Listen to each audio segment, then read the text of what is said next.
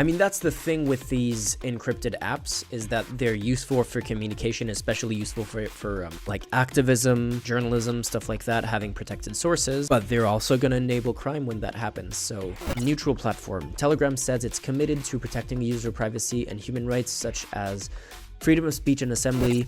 I hate this kind of rhetoric. It's the kind of stuff that sounds good on surface level, but like means nothing. Like you can't do this without having some level of responsibility. Interesting.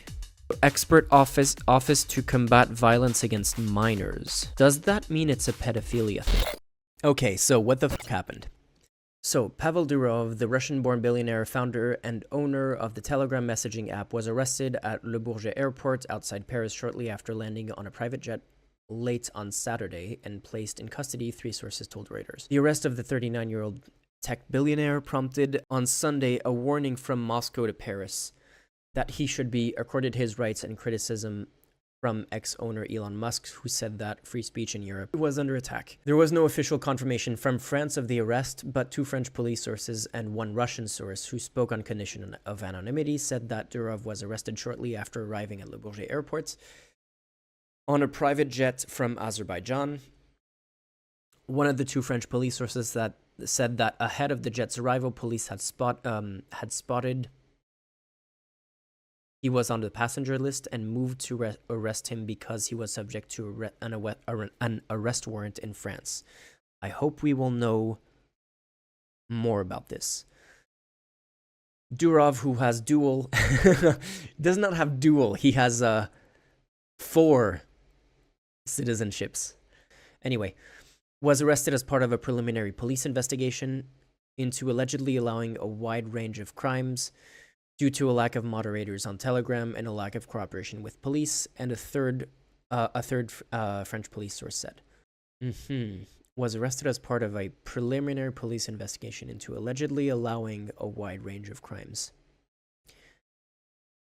I mean, that's the thing with these encrypted apps, is that they're useful for communication, especially useful for you know, like activism, journalism, stuff like that, having protected sources, not wanting your communications to be spied on by the NSA or any other government organizations, but they're also going to enable crime when that happens. So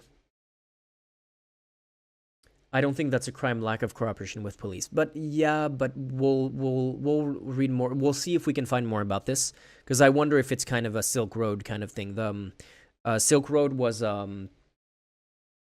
it called Silk Road? Silk Road website. It was, yeah, it was an online marketplace for drugs. And basically, the people who built the website could be like, hey, we just built the infrastructure. What they sell on the website has not, we don't know. We have nothing to do with that. But they were still arrested for like being complicit in drug dealing. This could be a similar thing where like it's like if they know that there's a ton of crimes happening on their platform and police is like, hey, we know there's a ton of crime happening on your platform, you need to help us to get information on that. Or even like, because I don't know if it's the case with Telegram. I know that there's a bunch of terrorist networks organizing on Signal, and I think it's on Telegram. Telegram does it too. Like, there's a bunch of dangerous shit happening on Signal and Telegram. Probably more in Telegram than Signal, because Signal, according to the cybersecurity expert we interviewed a few months ago, Signal has backdoors for the U.S. government built in. But Telegram was not working. If there's a bunch of terrorist activity and other kinds of organizing crime, like coordinating organized crime happening on a platform, and police like has warrants to investigate that, and the platform is like, fuck you, we're not working with you. On one hand, like, I can understand like that. It's a complicated situation. It was the same thing with it was the San Bernardino mass shooting that happened in the US a few years ago. Kickstarted a big issue between the US government and Apple, because the shooter had an iPhone, and Apple and the government was like, hey, Apple, help us unlock the iPhone so we can know who he was talking to, how he organized this, if there were any other people involved. And Apple was like, nope, we're not going to do that because us help. But basically, their argument was, if we develop software to help you unlock iPhones without the password, just the knowledge that that software exists will give other hackers pointers as to the being able to do it, basically. And they were like, we're not gonna help you with that. We're like saying it out loud that we're not gonna help. And after a while, the U.S. government was like, never mind, we figured it out. Don't worry about it. And so they apparently, either Apple was like, on the record, we were never going to help you with this, but off the record kind of did, or the U.S. government actually managed to crack it without the help of Apple, or the U.S. government said that they did, but actually didn't.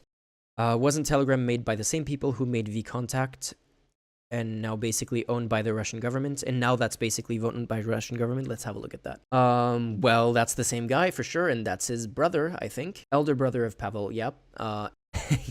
In December 2021, Russian state-owned bank Gazprom Bank, an insurance company, so Gaz, bought out 57% of VK shares. Well, there you go. Apparently, the CEO, Jam is asking, are they still running vContact? Apparently, they founded it, but the current CEO is this guy. I don't know if we can see if they're still involved in it. So this guy, the current CEO of VK, is the son of Kremlin official Sergei Kirienko. I think the Durov brothers are basically exiled from Russia. Yeah, I heard stuff like that. Again, Russia is extremely opaque, so I don't know how much of that is super reliable. It's possible that they definitely aren't friends with the Russian government. But on the other hand, the arrest of the 39-year-old billionaire prompted on Sunday a warning from Moscow to Paris that he should be accorded his rights. And okay. So yeah, on the other hand, Moscow is going to bat for him. So I have heard things about them not being close to the Russian government at all, but they've also sold apparently a major company to the Russian government. So I don't think it's as simple as saying, oh yeah, they're super close, or oh no, they're definitely not friends and they would definitely never work with the Russian government. It's probably some kind of a power play between those two, balance between those two. Anyway, where were we? We were at the alleged allowing a wide range of crimes due to a lack of moderators on Telegram, which, that comports with my experience of Telegram as well. Telegram has a bunch of neo-Nazi groups.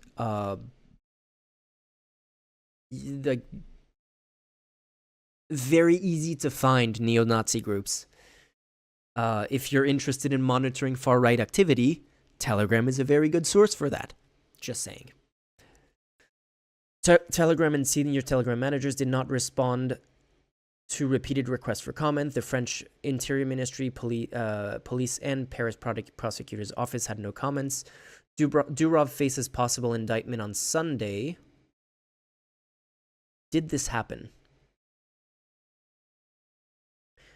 I will look into French sources to see if we have information on the indictment. Let's see. Okay, this is what we are interested in. According to two sources close to the case, the Paris investigating judge in charge of this investigation, which particularly targets acts committed by an organized gang. Yeah, so they're going after him for organized crime. Could extend his police custody until Sunday evening. Basically now. At the end of this, Pavel Durov could be released or presented to this magistrate with a view of two possible indictments. So we'll have to keep an eye on this. Maybe stuff will happen during stream with this. I got the feeling that he's going to appeal this to the ECHR. I don't think you can, just do that instantly, just appeal it to the ECHR. I think that, the appeals For you to appeal something, you need to be convicted first. You can't just appeal something just when you're initially arrested. You need to wait for the initial court to render a ruling, and then you appeal. And I don't think you get to choose which court you're appealing to. You just choose to appeal to the next court up, and then that one gets, like, you can, like, depending on the situations, you can appeal that again and again and again, and eventually it gets to the highest courts, which I don't know how it, because I learned at my expense, because I made a mistake in a short about this where I claimed that the ECHR was the ECHR being the human court, the European Court of Human Rights.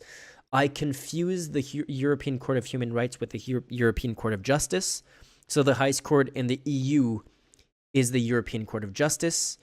The European Court of Human Rights is not an EU institution. It's a different thing. So I don't know exactly how that would work.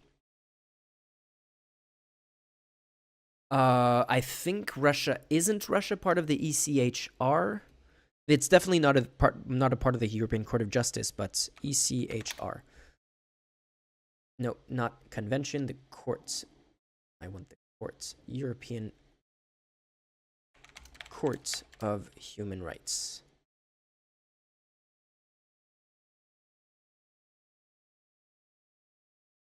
Do we have, like, members or something? Member states. 46 member states of the Council of Europe. Oh, yeah. Well, former member states. Big purple thing here. So, yeah. It used to be, but it's not anymore. Were they kicked out because of their invasion of Ukraine or something? Yeah. Ukraine. Okay, there you go. Makes sense. But like I said, he's a French citizen. Yes, he is a French citizen. So it doesn't matter that Russia is not a part of the ECHR.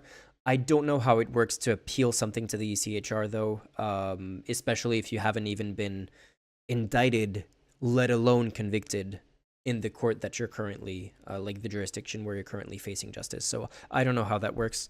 And the idea that could be, like, quickly resolved by the ECHR is definitely not the case. Durov, who is estimated by Forbes to have a fortune close to 15.5 billion, said in April some governments had sought to pressure him, but the app should remain a neutral platform and not a player in geopolitics. This is always a complicated thing. Like, it's because the thing is, like, it sounds good. The neutral thing sounds good, but it's exactly the same kind of bullshit that Elon Musk is saying. Like, oh, we are a neutral platform. We do not enforce, we don't have any kind of moderation on our content unless it's illegal speech. We will only, you can say stuff up until it becomes illegal, in which case we will ban illegal stuff. And the result of that is Twitter now, X, is a Nazi platform. Is literally just, it feels, I don't know if it's my algorithm, but it feels like 90% of what I see on Twitter right now is either Nazis or people reacting to Nazi content. Yeah, so every time someone is like, we're neutral, we're not players in geopolitics, like, I'm sorry, but if you're a big company, if you're a major telecommunications app that is used by, yes, activists, but also terrorist group, also major organized crime networks and stuff like that, being neutral is being a player in geopolitics. There's no way not to be a player. The only thing you can do is be a responsible player in geopolitics. Like, there's no way not to be a player in geopolitics when you're the size of Telegram. How many users does Telegram have?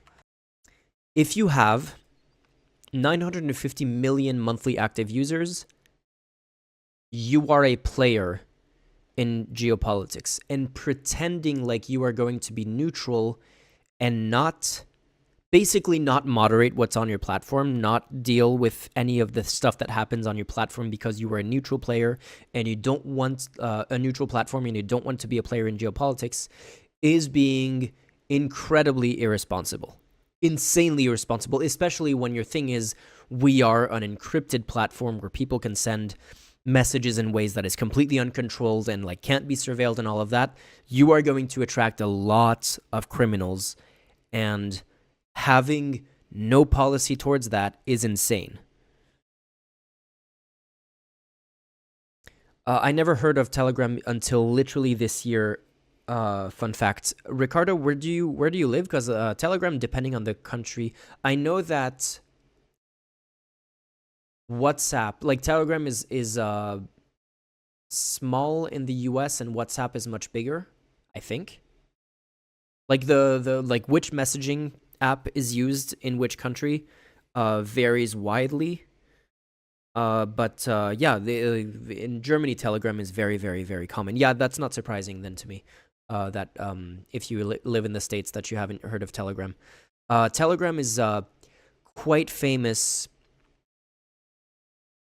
for like it's generally it's a good messaging app, like in terms of its functionalities. I don't know about how secure it is. Apparently, it's pretty secure because a bunch of governments are having a hard time dealing with the organized crime that's happening there. But I mostly heard of it as a journalist from like other journalists saying that that's how they would either monitor the what's her name?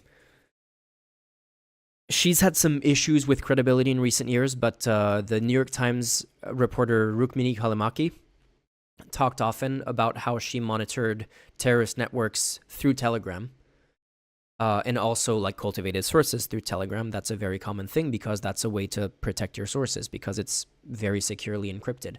I wouldn't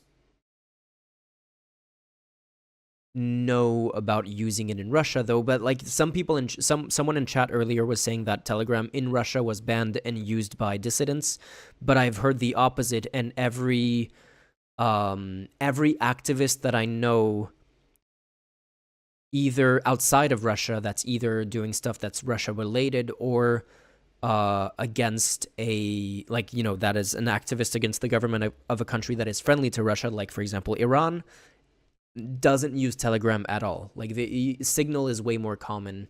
But then Signal is like, you know, if you're doing stuff that's against the U.S. governments, you should avoid Signal. If you're doing stuff that against the Russian governments, I don't know if Telegram is the best idea. Signal might be the best. If you're doing both, find another. I don't have an advice for you. Find another platform. Definitely don't go to WhatsApp either. Durov came up with the idea of an encrypted messaging app as a way to communicate while faced pressure in Russia. Yeah, that's what we read about earlier. His younger brother? Earlier we read that Nikolai was his older brother. Yeah, older brother. After Russia launched its invasion of Ukraine in 2022, Telegram has become the main source of unfiltered and sometimes graphic and misleading content from both sides about the war and the politics surrounding the conflict. The platform has become what some analysts called a virtual battlefield for the war, used heavily by Ukraine's President Volodymyr Zelensky and his officials, as well as the Russian government. Neutral platform. Telegram says it's committed to protecting user privacy and human rights such as freedom of speech and assembly. I hate this kind of rhetoric. It's the kind of stuff that sounds good on surface level, but like means nothing. Like, you can't do this without having some level of responsibility. This is basically a way of just shirking your responsibility and pretending that you don't have any. Okay, maybe this is going to be a little bit more specific. Why is Durov being investigative? Durov is suspected of failing to take measures to curb the use of the platform for criminal purposes. France's OFMIN. Interesting.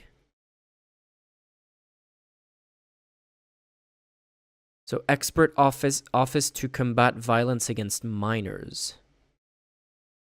Does that mean it's a pedophilia thing? Because that's also a big problem when you have a neutral, unmoderated platform, is that a bunch of pedophiles go there. Okay, harassment, cyber harassment in schools. Okay, that's not pedophilia.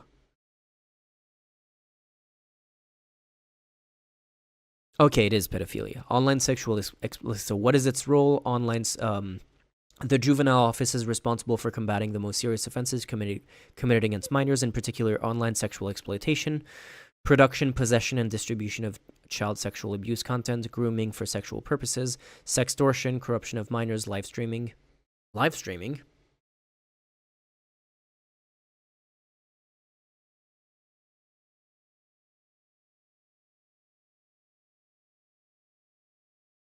Okay. Rape and sexual assault, including incestuous or committed in an institutional setting, schools, extracurricular, community, or religious.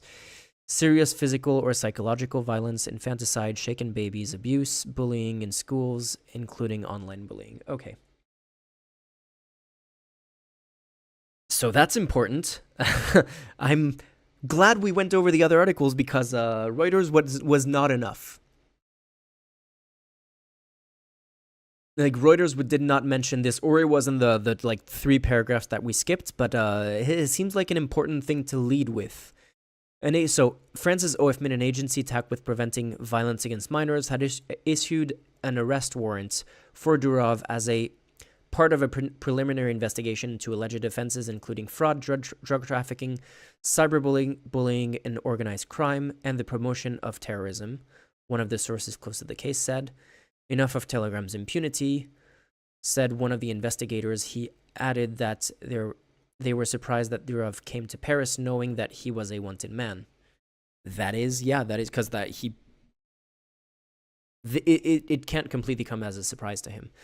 The one thing that I thought was very funny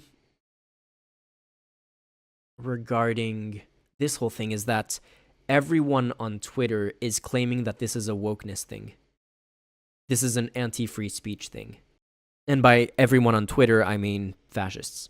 So, for example, here, Musk is publishing... This is the weirdest one, because it literally makes no sense that he would publish this summary and then make it a wokeness thing. But Musk is publishing something saying, Pavel Durov, the Russian-born Emirati founder of the messaging app Telegram, has reportedly been arrested at Le Bourget airport near Paris due to his refusal to cooperate with French authorities who claim he is complicit in drug trafficking and other serious crimes. And Musk tweets, POV, it's 2030 in Europe and you're being executed for liking a meme. Like, he posts something that's about drug trafficking and other serious crimes that includes terrorism and other things. And Musk is claiming that that's a free speech thing. And especially because apparently they're being investigated by the organization that is specifically tasked with going after child sexual abuse, when we know that pedophiles gravitate towards unmoderated and encrypted platforms to share child sexual exploitation materials. And all of the far right is defending him as a free speech hero when he's being investigated by that arm of the French government. That's interesting.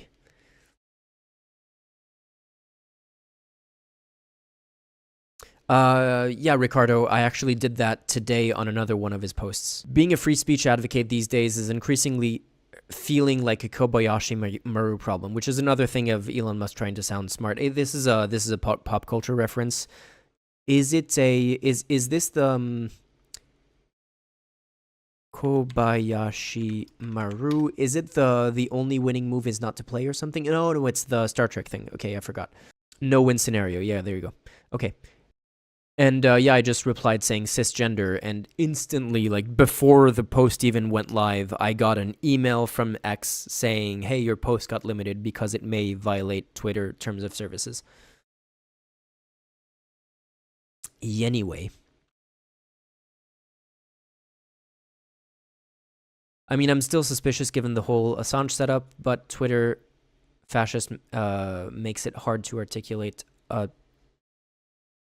points like that. I'm guessing you're trying to say. I'm not jumping to conclusions. I mean, look, we'll see. We'll see what the evidence is. That's why I was looking for the that's why I was looking for any information on the indictment. But it's been not even an open secret. It's been just like openly known for over, when was Telegram started? I have Telegram open already here. Founded on 2013. Yeah, it's been over a decade. That it's been known for over a decade that Telegram is a platform that is used for criminal activity, for like large scale criminal activity, because of its just encryption and all of those things. It is just one of those platforms. They don't trust WhatsApp for that. They don't trust like Facebook Messenger for that. Telegram is one of the ones that they trust the most, which is why Telegram is used the most. And that can't, like, you can't just go like, oh yeah, this is like cyber rights or whatever. You get to launch a company that facilitates criminal activity, especially when it's criminal activity like, it's not just like, oh, dealing marijuana, but it can be like cartels use Telegram, I'm sure, and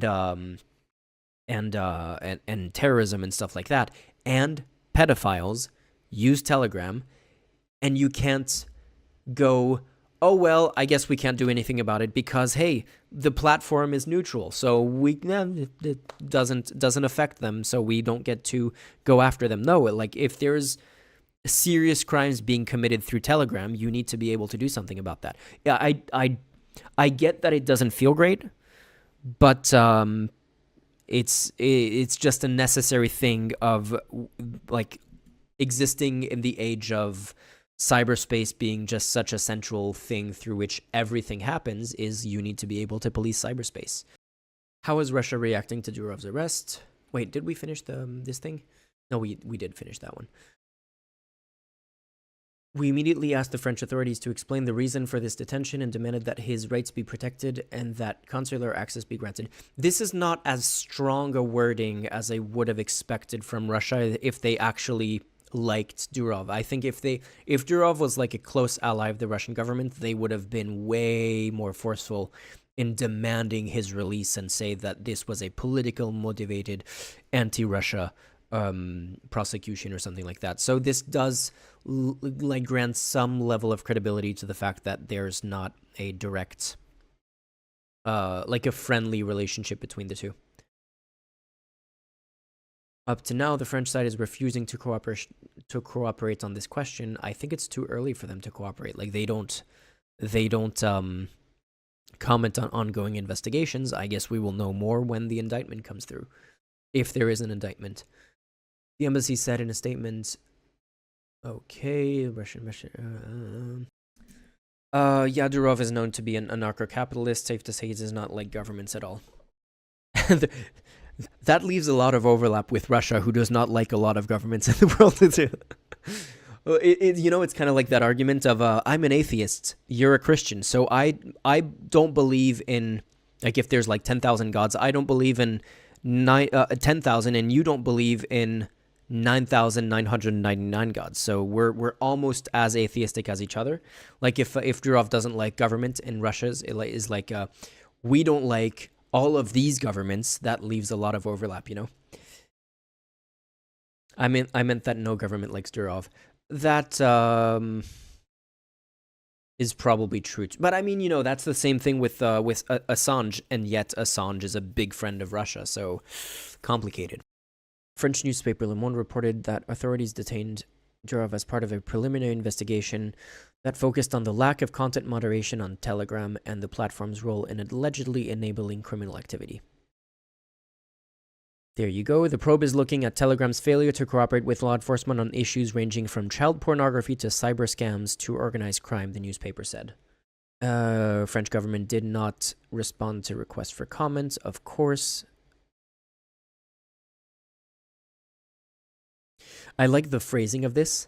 Telegram also did not reply to a message seeking the company's response. What, did they send Telegram a Telegram message? The online app's unmoderated messages services have provided a platform for groups posting content that might... Okay. From right-wing groups to organized crime figures to and militant groups, Telegram is also popular with criminal syndicates and terrorist groups. Because of its encrypted messaging, which makes it hard for law enforcement authorities to monitor any illegal activities. Okay, this is Hamas, for example, has posted grisly first-person videos of the conflict in Gaza to help build a narrative that its militants are freedom fighters justified in their killing and abduction of Israeli civilians. I'm pretty sure Mossad and other and the IDF also use Telegram groups to do the exact opposite of that. Or it's just there was a Telegram group of IDF soldiers sharing basically war crimes they were doing in Gaza a few months ago, and a bunch of pro-genocide propaganda. Interesting that they mentioned this but not that, but okay. Visceral footage from body-worn GoPro cameras flooded its Telegram channels during the October 7th Hamas terrorist attack on Israel. The app also hosts groups that claim the attacks were a false flag operation. I love that they do both of these. This is just classic misinformation. It's you'll do a terrorist attack, you'll proudly post footage of you doing a terrorist attack, and then your buddy says, "Oh yeah, false flag, didn't happen." It's exactly what happened on January 6th in the US, where the January 6th, the pro-Trump crowd was at the same time super, super proud of what happened on January 6th and posting videos of it and claiming it as some kind of victory or whatever. And at the same time saying, "Oh yeah, that was a false flag by Antifa." There were no Trump supporters on January 6th. They were all Antifa. And it's really funny because that cognitive dissonance continues to this day, where they're we need to pardon all the people who were arrested on January 6th. Also, January 6th was an Antifa false flag operation. Don't forget to like and follow. This was a clip from the weekly Barely Informed live stream. You can catch it every Sunday on the main Barely Informed YouTube channel, and please support us on Patreon. The link for both of those are down below.